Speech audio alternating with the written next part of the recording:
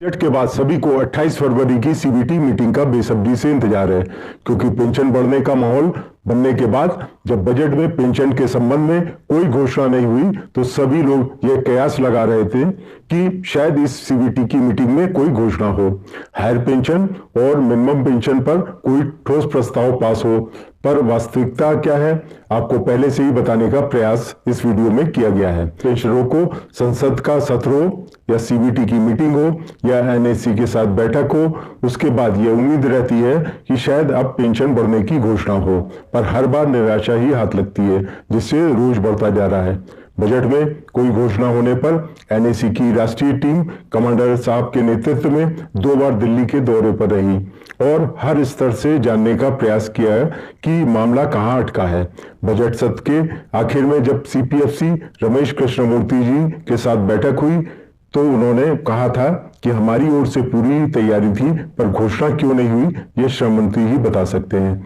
उस समय श्रम मंत्री तो नहीं मिल पाए, पर कमांडर साहब ने जोर देकर यह कहा था कि 28 फरवरी की सीबीटी मीटिंग सिर्फ पेंशन मुद्दे पर ही होनी चाहिए। फिर 21 फरवरी को श्रम मंत्री द्वारा एक आपात बैठक आयोजित की गई, जिसमें राष्ट्रीय अध्यक्ष कमांडर अशोक राव जी, राष्ट्रीय महासचिव वीरेंद्र सिंह रजावत और राष्ट्रीय सचिव रमेश बहुगुणा शामिल थे। उस बैठक में हायर पेंशन और मिनिमम पेंशन पर विस्तार से चर्चा हुई।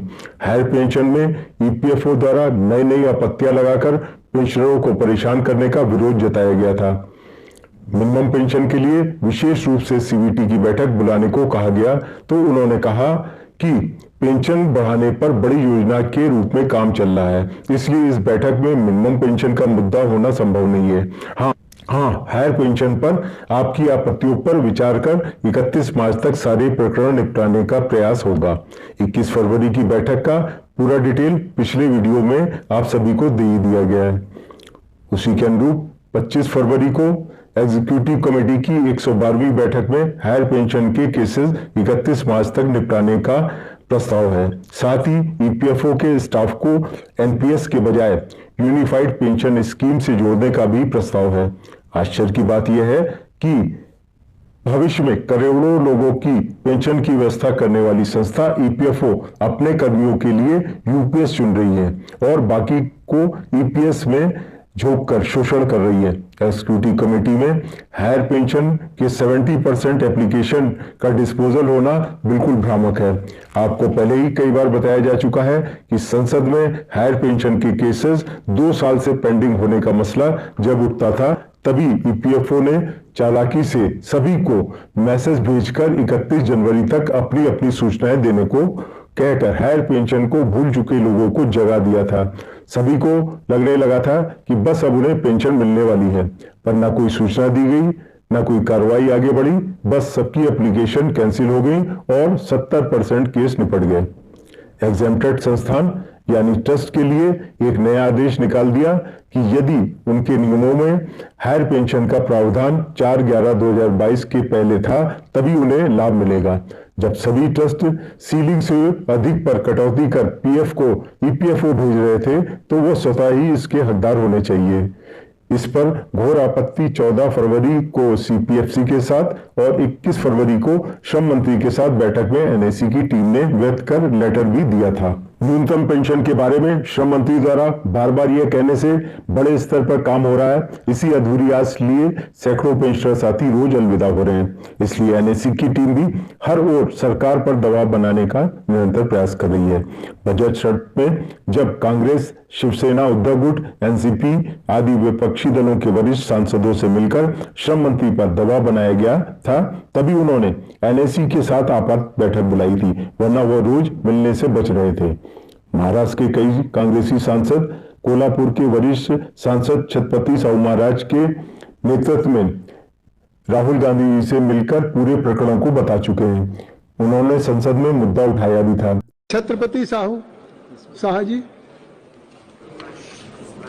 अध्यक्ष महोदय, चालू भाषा।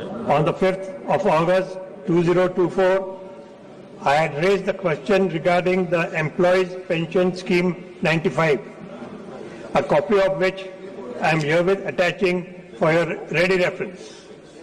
I have till date not received any reply so far from the government in this regard. The EPS 95 scheme is associated with 75 lakhs pensioners, and it has enough funds to increase the pensions, especially the minimum pension, which I had suggested to be 9,000 rupees per month, and that it be linked to the index of inflation. This may be taken up seriously, sir.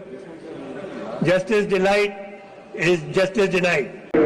Jalna के सांसद कल्याण काले जी ने अपने वायदे के मुताबिक ऊपर तक बात की। समर्थन जताने के लिए मैं यहाँ आया हूँ और हमारी जो पार्टी है कांग्रेस और महागठबंधन इंडिया गठबंधन, उनको सबको ये बात मैं अवगत कराऊंगा, राहुल जी के साथ भी अवगत कराऊंगा और राहुल जी को ये बात बता करके उनको बोलूंगा कि लीडर ऑफ अपोजिशन होने के नाते ये बात आप सरकार के सामने खड़ी कर दी जाए।